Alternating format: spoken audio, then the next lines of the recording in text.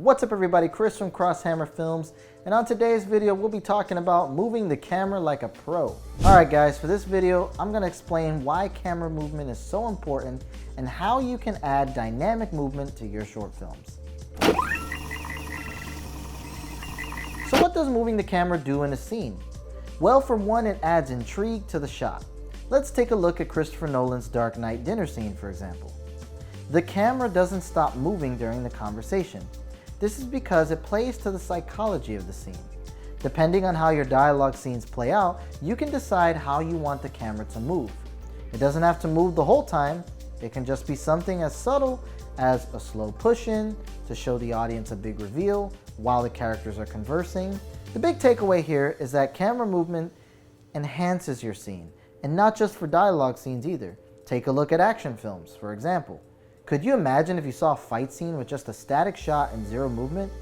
It would be the most boring fight scene ever. And we're at a point now where camera movement is ingrained in a viewer's head, so it's almost always psychologically expected. But make no mistake people, all camera movement is motivated by a purpose. You want your camera movement to be purposeful. There always needs to be something driving the narrative forward. Think of it as a psychological move working together in tandem with the dialogue or the action in the scene.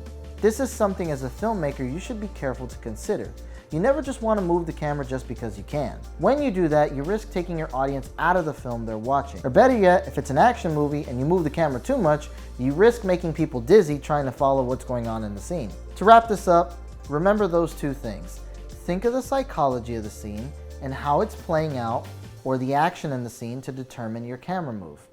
And remember that it must have a purpose. If you're moving the camera for the sake of just moving it, you're not using camera movement as it is intended. Well, that's all I have for you guys today. Thanks for watching. If you enjoyed this content, comment, rate, and subscribe. And until next time, I'll see you guys. Peace.